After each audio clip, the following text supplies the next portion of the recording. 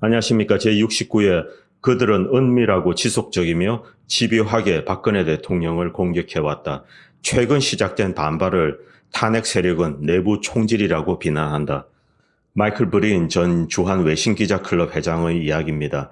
스위스 은행에 수십억 달러가 있거나 청와대에 시체가 숨겨져 있다면 30년 넘게 감옥에 가는 게 가능하겠지만 나는 박 전 대통령이 뭘 잘못했는지 모르겠다. 나뿐만 아니라 많은 외교관들 그리고 수많은 한국 거주 외국인들이 아리송해하고 있다. 내가 볼 때 박 전 대통령에 대한 혐의는 증명된 것이 아무것도 없다. 사람들이 나더러 박근혜 지지자라고 하는데 나는 이 정의, 저스티스의 지지자일 뿐이다. 내가 만일 판사라면 거리에 수백만 명이 나오든 말든 상관없이 나의 할 일을 하겠다. 탄핵이 한창 진행될 당시 저는 해외에 있었습니다. 주변에는 박정희 대통령의 일가와 직접적인 교본이 있었던 분들이 이제 두 번 정도 계셨습니다. 박정희 대통령과의 일화를 늘 자랑스럽게 생각하고, 정치 성향은 명백한 우익이시죠. 그런데 이 탄핵 시 이제 온갖 루머와 헛소문의 소용돌이 속에서 차라리 그 양반이 자결을 해서 우파의 거름이 되는 게 낫겠다. 이런 극언까지 흘러나오는 정도에 이르렀습니다. 걷잡을 수 없이 확산되는 악성 루머 탓도 있지만 무력하게 몰락하는 처지에 이 분통이 터지셨을 수도 있습니다. 그 외에도 이 연세가 많은 장년층 보수들이 이와 비슷한 한탄을 하는 것을 저는 자주 목격했습니다. 이대로 나라가 좌익들의 손에 넘어가느니 차라리 죽어서 노무현 효과 같은 것이라도 노려라. 이런 극단적인 주장을 하는 사람들을 저는 국내에서 여러 명 보아왔습니다. 개인적인 한탄이든 냉정한 판단이든 이런 극단적인 말이 자연스럽게 돌았습니다. 그때는 모두가 미쳐있던 시기였죠. 자, 그런데 시간이 지나고 진실에 조금만 주의를 기울였던 사람들에게는 대부분의 루머는 거짓이고 비리의 시비가 되는 핵심적 사항들 역시 범죄 혐의가 없다는 것이 다 드러났습니다. 그리고 일부 측근들의 개인적 비리는 박 대통령이랑 직접적인 연관이 없다는 것도 드러났습니다. 그러나 이 진실은 확산되지 않고 고여서 썩어가고 있습니다. 탄핵을 둘러싼 진실은 전혀 대중들에게 유통되지 않고 있으며 무관심한 대중은 루머가 과장되었을지라도 어느 정도 사실일 거다 이런 식으로 아직도 생각하고 있습니다. 그리고 이를 인지하는 우파 인사들 역시 현재 분열되고 질이 멸렬한 야권의 불안감을 느끼고 이 초조한 마음에서 이제 사탄파들의 논조에 굴복하여서 박근혜 생매장론에 이제 동조하고 있습니다. 즉 진실이 어떻든 좌파와의 싸움에 도움이 되지 않는다. 반문 진영을 이루는 조중동과 이 자유한국당 탄핵 세력과 손을 잡아서 문재인을 무너뜨리는 일에 집중하자. 그러기 위해서는 탄핵 세력에게 우파의 지지를 몰아줘야 하는데 이를 위해서는 탄핵의 진실이나 박 대통령은 그냥 산채로 파묻어 버리자. 이런 주장을 하고 있는 것입니다. 의외로 많은 우파는 이런 논조에 빠져서 탄핵 세력의 메시지를 반복하고 있습니다. 진성 우파들이 이런 생각을 가지게 된 것에는 크게 세 가지 요인이 있습니다. 첫 번째는 탄핵의 루머가 사실이 아니라 하더라도 박근혜에겐 어느 정도 잘못이 있거나 무능하다는 주장, 거기에 동조하는 거죠. 두 번째는 매스미디어와 야권 지도부가 이 진실의 유통을 완전히 차단하고 철저한 침묵과 무시 전략으로 대응하는 것입니다. 그래서 아예 유통이 못되게 하는 것입니다. 그리고 세 번째, 자, 오늘 방송의 핵심 주제입니다. 그들은 끊임없이 은밀하고 지속적이며 집요하게 박 대통령을 공격해왔습니다. 지난 3년 동안요. 자유진영 국민들은 이 매스미디어보다 SNS를 통해서 정보와 뉴스를 접하게 되는데 그럼에도 불구하고 이런 체념적인 자세를 견지하는 것은 SNS 역시 탄핵 세력과 연계된 사람들이 이 가공한 음모를 여전히 퍼뜨리고 있기 때문입니다. 심지어 일부 우파 유튜버들은 박근혜 동정론을 가장해서 이런 은밀한 은격 살인을 자행하고 있습니다. 갈라진 혀로 두 가지 이야기를 하는 것입니다. 탄핵 당시 변호인단에 조인했던 변호사분들, 요즘 히트치는 이제 최명성 변호사 같은 분들, 그리고 이제 우종찬 기자 같은 언론인들이 이 박 대통령에게 적용된 범죄 혐의의 상당수가 거의 다가 사실은 사실이 아니며 재판부가 범죄로 판결한 내용 역시 오류라는 점을 분명히 지적하고 있습니다. 그러나 시중에서는 여전히 악성 루머들이 돌고 있습니다. 안기부 특활비의 용처를 지칭할 수 없습니다. 확인할 수가 없죠. 그런 약점을 이용해서 모 비서관이 특활비를 받아서 집을 샀다. 특활비를 받아서 박근혜 대통령이 호화로운 옷을 입었다 뭐 이딴 식의 루머를 끝없이 SNS를 타고 돌리면서 탄핵을 덮을 것을 종용하고 있습니다. 3개월 전 16화에서 이제 제가 박 대통령에 대한 비난은 대부분 가공된 것이라고 방송을 한 적이 있습니다. 이런 가공된 음해는 총선이 다가오면서 이제 현재 더욱 기승을 부리고 있습니다.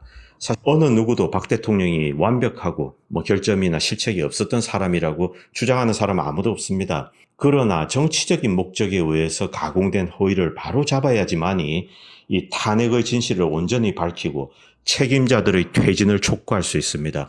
또 이런 과정을 통해서만이 자유진영의 세력을 온전히 복원하여서 한국을 공산화의 수렁에서 건져낼 수가 있는 것입니다. 이번 방송의 목적은 우파 진영 내부에서 이 박 대통령에게 끝없이 가해지는 음해를 언급하고 또 그에 대한 적절한 설명을 올리는 것입니다. 현재의 우파의 내부는 탄핵 반대 세력이 찬탄 세력을 공격하는 일로 시작된 것이 아닙니다. 탄핵 세력이 그동안 은밀하고 집요하며 반복적으로 다양한 형태의 음해를 가공하여서 대중들에게 주입해 왔습니다.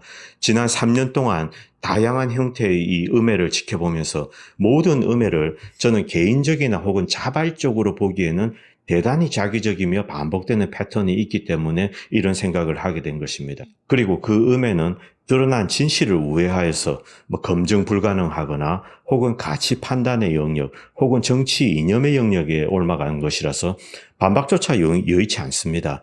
이런 형태의 음해는 이 정치적인 의도에서 세포 조직을 통해서 우파 내부에 확산시켜 나가는 것으로 추정됩니다. 그리고 이런 음해는 조중동과 자유한국당의 탄핵 세력과 입을 맞추어서 지금도 대중의 무의식 속을 은밀히 파고들고 있습니다. 이런 형태의 공격 중 대표적인 것 몇 개만 골라서 이 배후의 논리와 문제점 그리고 그 자기성을 드러내어서 국민들이 이 사건의 본질을 망각하는 것을 막고자 하는 목적에서 제가 이 방송을 만들기로 했습니다. 저의 이해가 미치는 정도까지 이제 풀어보도록 하겠습니다. 대부분의 사람들이 인식하는 부분을 먼저 짧게 정리하겠습니다. 이 박 대통령의 약점을 잡으려는 사람들이 이 첫 번째 꺼내드는 것은 역시 K재단, 미르재단입니다. 재단은 모두 공익재단이며 퇴임 후 이런 공익재단을 바탕으로 문화나 스포츠 쪽에 이 정치적 영향력을 행사하겠다는 의지를 이제 박근혜 대통령 갖고 계셨습니다. 그리고 미국이나 한국의 모든 대통령은 이 퇴임 후 재단을 만들었거나 혹은 기존 재단을 강화하였습니다. 이를 바탕으로 정치적 영향력을 유지하려고 했습니다. 이런 공익재단 활동은 명백히 합법적입니다. 청계재단, 노무현 재단은 1조를 훌쩍 넘었고 2조까지 갔다 이런 얘기도 들었습니다. 김대중 재단의 경우는 추정이 불가능하죠. 너무 많아서 그냥 아태재단 같은 건 기부해버렸죠. 그리고 힐러리 부부 재단은 3조에 육박하였으며 최근에 이제 사금고처럼 사적으로 사용하고 있어서 비난을 받고 있습니다. 딸 첼시 이제 클린턴이 결혼할 때 엄청난 결혼식 비용을 이제 이 재단에서 돈을 가져와서 썼었죠. 몇백만 불 될 겁니다. 웃기는 것들입니다. 자, 오바마, 부시 역시 이제 거액의 재단을 운영 중입니다. 글로벌 기준이나 한국적 기준에서 이제 어디에도 불법적인 것은 없습니다. 이 박 대통령은 문화와 체육 부문에서 좌경화에 맞서는 한 700억 정도의 어떤 정치적 베이스를 만들려고 했던 것입니다. 우파 진영이라면 이 부분에 대한 법적, 도덕적 시비는 단호하게 맞서야 합니다. 이런 공익재단의 운영은 대부분 대통령의 이제 최측근 집사들이 맡았습니다. 박 대통령에게는 이제 최소원이 집사 역할을 했을 뿐입니다. 고영태 같은 재단 내부자들이 이 사적인 이익을 꾀하였으나 모두 실패로 끝났고 부정하게 유용된 돈은 없습니다. 그 다음 시비를 거는 내용은 삼성이 지원한 승마와 동계 스포츠 건입니다. 현재 법인은 이 부분을 제3자 뇌물로 가공하였으나 스포츠에 대한 대기업의 지원은 공익적인 것으로 취급했던 것이 관례입니다. 지인이란 점에서 스캔들로 간주될 수는 있으나 공익성 자체는 변하지 않습니다. 장시호의 횡령 같은 내부의 부정은 그대로 처벌하면 됩니다. 처벌해서 또 징역형은 살았습니다. 결국 특활비를 제외하면 이 법적 시비는 이 정도에 불과합니다. 특활비는 그거는 말도 안 되는 이야기죠. 그럼 오늘의 본론으로 들어가겠습니다. 오늘은 이와 다른 어떤 정치적, 정책적과 인간적 결점을 이용한 공격을 살펴보도록 하겠습니다. 크게 보면 표현의 차이는 있지만 다음의 카테고리 안에 대부분 떨어집니다. 목적은 분명합니다. 국민과 박근혜를 완전히 분리하고 박통을 철저하게 제거하는 것입니다. 자, 1번. 박 대통령을 친중으로 몰아서 일반 우파의 반중 정서를 활용하여서 우파들을 등돌리게 한다. 2번, 단통법이나 경제민주화를 근거로 박통을 좌파나 빨갱이로 몰아서 우파에게서 떼어낸다. 3번, 박 정권의 당정분리의 원칙으로 당내 인사 등용이 어려워지자 범우파를 배반한 좌파라는 굴레를 씌우려 했다. 네 번째, 안보나 보수적인 가치를 근거로 이 구식 보수 수구 꼴통 극으로 몰아서 청년층에게서 분리시킨다. 다섯 번째, 신천지나 통일교 같은 사교 단체와 관계가 있다고 주장하면서 크리스천의 불안감과 불신을 자극하여 이간질한다. 6번, 약물 중독, 비아그라, 공주병 같은 단어를 활용하여서 여성 일반들로부터 소외시킨다. 7번, 과거의 향수를 이용하는 구닥다리 정치인이자 이 정치 발전을 저해하는 퇴행적 정치인으로 몰아서 국민의 거부감을 자극한다. 또는 박 대통령 자체가 보수주의 또는 우파 자유주의 확산의 걸림돌이다. 미래 정치인의 성장을 위해서 제거해야 한다. 이런 논리를 퍼뜨리는 것을 의미합니다. 먼저 우파 진영에서 확산되는 반중 정서와 미중 무역 전쟁에 편승하여 박근혜를 친중으로 몰아서 우파 일반과 분리하려는 시도를 알아봅시다. 박근혜 대통령은 일본과 거리를 두면서 중국과 우호적인 관계를 이어갔습니다. 전승절 행사를 참가했다는 사실을 가지고 전혀 친중으로 보는 수법인데요. 그러나 국민들은 진실을 알 필요가 있습니다. 2015년까지 지구상에서 반중을 했던 나라는 극히 드뭅니다. 2008년도 이제 리만 브라더스 사태, 2011년, 12년 유럽 금융위기, 그리고 이제 일본 후쿠시마 대지진으로 이 선진국 경제는 큰 위기 국면에 들어갔습니다. 이때 중국은 이 경기 부양을 위해서 통화량을 팽창시키고 엄청난 크레딧을 증폭시킵니다. 그리고 여기서 만들어진 유동성을 이용하여서 선진국의 기업과 자산을 매수하기 시작했습니다. 서구의 시대가 저물고 이제 중국의 시대가 온다는 착각 속에서 첨단 기업을 매수하여 기술을 이제 넘겨받겠다는 계획을 꿈꾸고, 그리고 헐값에 알짜 자산을 매수하려는 의도, 그리고 이제 공산당 간부들의 이제 해외 재산 은닉 등 이런 다양한 이유로 이제 미친 듯이 해외에 투자를 했습니다. 미국 역시 차이나머니로 망가진 부동산 시장을 복원하고 금융 시스템 회복을 꿈꾸던 시기입니다. 오죽하면은 캘리포니아에서 이제 집 세 채를 사면 영주권 주자는 법안도 나왔겠습니까? 나왔다가 물론 이제 부결됐습니다만, 그 시기 미국과 유럽의 첨단 기업과 자산은 중국에 우수수 팔려갔습니다. 유럽 역시 상황은 다르지 않습니다. 이탈리아의 명품 기업은 거의 대부분이 중국에 팔려갔고, 명품을 만드는 도시는 이제 중국에서 데려온 기술자로 이제 절반의 중국이 되었습니다. 그리스는 여러 개 항구랑 이제 선박회사들을 줄줄이 팔았습니다. 이런 시기에 한국은 중국과 밀착하여서 이 한국의 경제는 유럽이나 미국과는 달리 이제 순항했습니다. 그런데 박 대통령이 중국에 밀착해 또 통일의 기반을 만들어 보려는 어떤 계획을 가지게 되었습니다. 마치 서독이 통일을 위해서 이제 소련을 매수했던 상황이죠.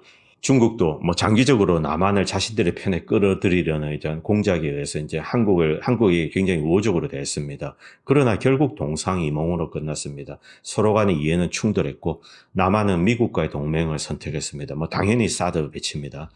박 정권이 이 전격적인 사드 배치와 개성공단 철수를 단행하고 이 대북한 강경책을 이제 선택했습니다.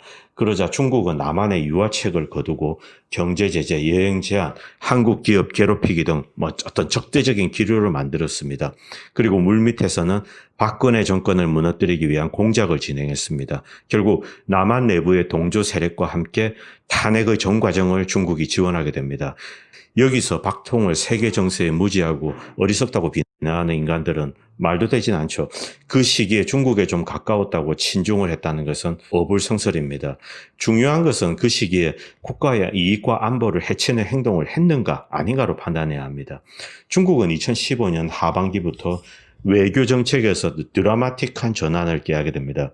시진핑의 권력을 절대화하고 패권주의적 야욕을 드러내기 시작했습니다. 중국의 이런 변화를 미리 헤아리지 못했다는 비난은 예언자가 아니라고 비난받는 것과 같습니다. 마치 세월호 때 대통령이 슈퍼우먼이 되어서 세월호를 바다에서 끌어올리지 못했다는 이런 비난과 괴를 같이 하는 겁니다. 박근혜에 대한 비난이나 비판은 여전히 만들어진 것이라는 지적은 바로 이런 이유 때문입니다. 정치는 슈퍼맨이 하는 게 아닙니다. 정상적인 사람이 상식적인 도덕과 판단력으로 원칙대로 하는 것입니다.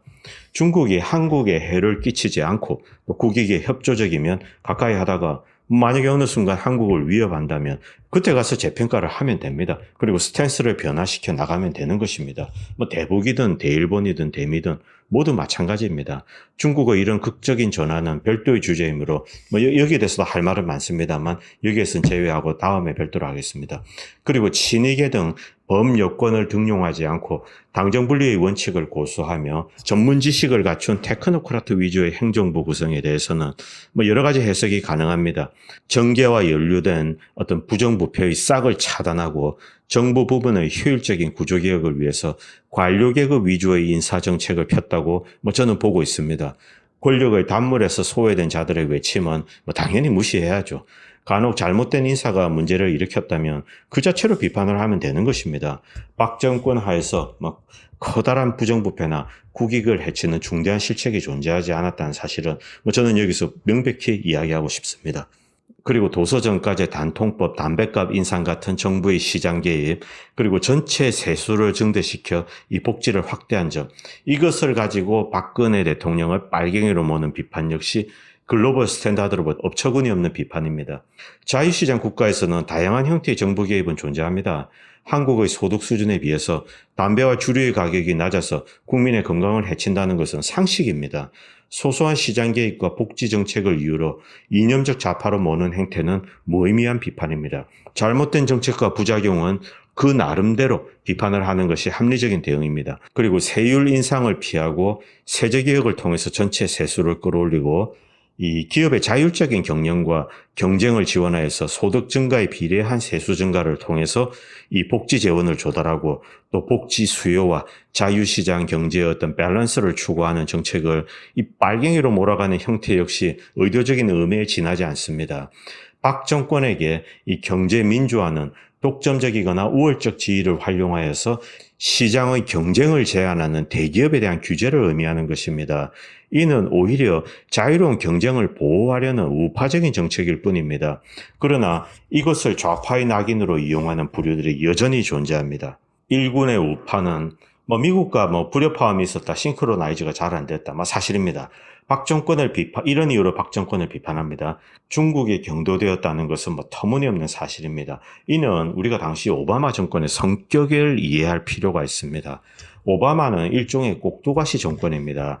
여기서 다 열거할 수 없는 여러 형태의 숨겨진 권력기구의 어떤 대변인 같은 역할을 하고 있습니다. 미국의 테크노크라트 권력인은 우리가 소위 말하는 딥스테이트, 그 다음에 이제 민주당, 리버럴이 장악한 국무부, 등등. 당시 실질적인 권력자는 힐러리, 바이든, 켈리 같은 자들로 봐야 합니다. 이들은 중국과 월가 금융자본과 긴밀히 연결되어 있습니다. 이 자들은 한국을 체스판으로 보는 자들입니다. 그리고 이 자들은 기본적으로 한국을 중국과의 네고셔블한 수단으로 보는 자들입니다. 북핵이나 남한 주도의 통일 따위에는 이들은 아무 관심이 없습니다. 북한 주민의 인권도 이들을 관심 밖입니다. 오바마의 전략적 인내라는 말은 내 알 바가 아니다, 그 뜻입니다. 최근에는 이 박 대통령이 사교 집단인 신천지와 관련이 있다는 루머를 퍼뜨려서 우파 성향의 기독교도들을 이 탄핵 이슈로부터 분리시키려는 움직임도 일고 있습니다. 사교 집단과의 관련서를 흘려서 기독교도와 박 대통령 사이를 이간질하려는 시도로 판단됩니다. 끝으로 박근혜가 한국 정치 발전을 저해했다는 주장이 있습니다. 철통 같은 지지 세력을 이끌면서 다른 우파 정치인의 성장을 막는다는 궤변입니다. 특히 이 영남 중장년층의 표를 휘두르면서 다른 정치인의 외연 확장을 제어한다는 것입니다. 친이계나 중부지방 정치인의 핵심적인 불만 사항인데 결국 박근혜를 제거하여서 우파 영남표를 나눠 가지겠다는 이 정치공학적 발상입니다. 이런 우스꽝스러운 주장에 대해서 제가 직접적인 비판을 가하려고 합니다. 국민적인 지지는 정치인이 스스로 만드는 것입니다. 우리에게 잘 알려진 중견 정치인들 오세훈, 유승민, 김무성, 안철수, 홍준표, 나경원, whoever 이런 인간들이 정치적인 거물로 자라고 싶다면 그 작업은 자신들 스스로 해야 하는 것입니다. 누구를 제거해서 정치적인 지지율을 뺏어온다는 발상 자체가 궤변이라는 뜻입니다.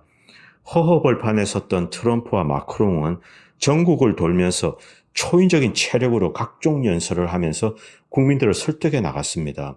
국민들 대부분은 그들의 메시지와 정책에 대해서 명확한 이해를 가지게 되었고 이를 바탕으로 지지를 보내기 시작한 것입니다. 그런데 한국의 우파 정치인의 성향을 보십시오. 언급한 정치인들 중에 조선 팔도 전역을 다니면서 국민들 앞에서 제대로 기억나는 감동적인 연설을 한 적이 있습니까? 이들은 현재 시장 통해서 지역구 주민들과의 대화도 회피하고 있습니다. 보호된 단상이나 이 당원들에게 둘러싸여서 완전히 보호된 상태에서 토크쇼 같은 잡담 수준을 크게 떠들면서 자기들은 연설이라고 하는 것입니다. 국민들이 무서워서 도망다니는 것들이 이 박통을 제거하면 우파 지지율이 고스란히 자신들에게 올 거라고 생각했단 말입니까? 일만 열면 역겨운 자기적인 발언들, 허구한 날 똑같은 레토릭. 저는 위의 인간들이 무슨 생각을 하고 어떤 이념을 꿈꾸는지 알지 못합니다. 전혀 기억도 나지 않습니다. 정치인 박근혜를 넘어서지 못하는 것을 아버지 박정희 프리미엄 타사를 하다가 시기하고 음해하다가 그러다가 등에 칼을 꽂았을 뿐입니다. 이와 같이 박 대통령에 대한 비난과 비판은 대부분 억지로 가공된 것들에 불과합니다. 조직원들이나 세포를 이용해서 SNS나 포털, 대화방 등 곳곳에서 이러한 공격을 퍼뜨리고 주입하면서 박 대통령의 완전한 제거 공작을 지난 3년 동안 진행해 온 것입니다. 그 세력의 배후는 다양하겠지만 간추리면 조중동 같은 보수 언론들, 탄핵 주도 언론들, 자유한국당 찬탄 세력, 각종 신진 정치 세력들을 분류할 수가 있습니다. 이들은 사실 신진 정치 세력도 마찬가지입니다. 박근혜 대통령을 제거하길 바라는 겁니다. 그러면 그 지지율이 자기들이 넘겨받겠다. 그리고 권력 잡는 데 이용하겠다. 이 뜻입니다. 현재 대한민국의 정치 상부 구조에 해당하는 집단들, 586 운동권, 각종 좌익 시민단체, 네이버 다음 같은 좌익 포털, 정교조, 호남향후회, 그리고 조중동, 자유한국당 같은 수구 보수 정당, 무엇이든지 불러보세요. 다 상관없습니다. 이런 엘리트 집단들은 국민들을 통제하는 데 대단히 익숙합니다. 대중에게 거짓을 퍼뜨리고 주입하고 쇠뇌시킵니다. 결국은 대중이 주입된 정보를 내면화하고 자신의 것으로 소화를 하는 이 무서운 세뇌 과정을 집요하고 인내심 있게 관리를 할 줄 압니다. 그리고 소수의 저항 세력을 궁지로 몰면서 반복 또 반복을 하면서 점점 좌절하고 포기하게 만듭니다. 그리고 버티는 자들을 이 정신적으로 황폐하게 만들기도 합니다. 이런 방식으로 대중의 정신을 타락하게 만들어서 궁극적으로는 저항의 의지 자체를 말살하는 것입니다. 조중동 같은 주류 언론이나 이 정당의 주장을 해도 안 되겠지라는 마인드로 수용하게 만드는 것입니다. 간단한 예를 들어봅시다. 좌익이 세금에 빨대를 꽂고 관직이나 이권을 나눠 먹다가 들통났습니다. 눈 하나 깜짝하던가요? 침묵하거나 항변합니다. 마치 당연한 권리인 듯이 뻔뻔스럽게 얼굴을 쳐들고 침묵합니다. 저들의 저항하거나 반대 의견을 이야기하면 무조건 달려와서 마녀 사냥을 하거나 린치를 가하고 협박을 하고 음해를 합니다. 그래도 처벌을 받지 않습니다. 이런 과정을 반복하면서 아주 자연스러운 일로 만들어가는 것입니다. 그러면 이후 반발은 계속 줄어들게 됩니다. 스티브 배넌이 이 미국의 엘리트가 대중을 다루는 방식에 대해서 언급한 적이 있습니다. 그들은 이 미국민의 좌절, 미국민의 생활의 침체를 관리하는 일에 불편함을 느끼지 못한다는 것입니다. 즉 대중을 통제할 줄 안다는 뜻입니다.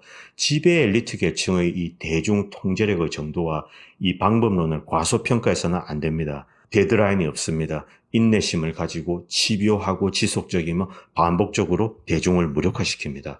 탄핵이란 이슈도 마찬가지입니다. 결코 사과를 하지 않습니다. 직접적인 대응을 자제합니다. 존재하지 않는 이슈처럼 흘려보냅니다. 스쳐갑니다. 그리고 세포 조직을 이용해서 대중 속에서 대중을 세뇌시켜 나가는 것입니다. 이런 방식으로 대중을 한 명씩 굴복시키는 것입니다.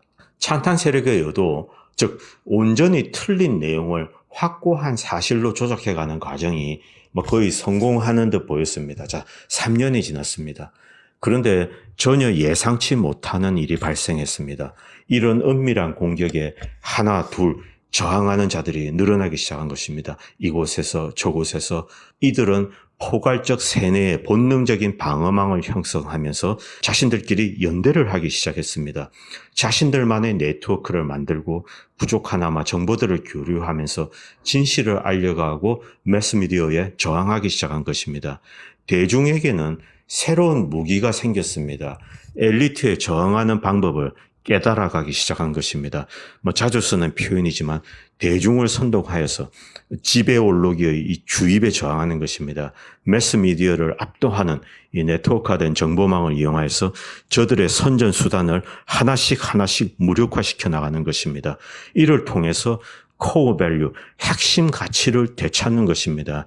트위터, 그다음에 유튜브, 페이스북 같은 무기를 활용하여 이 대중들을 끌어모으고 이 가짜 뉴스와 이데올로기를 강제하는 언론인 또 혹은 정치인들, 그리고 엉터리 판결을 남발하는 판사들, 거짓을 가르치는 교사들, 이런 자들의 입에 X물을 퍼붓는 것입니다. 박근혜 대통령을 둘러싸고 이 3년 동안 집요하게 지속되는 은밀한 공격.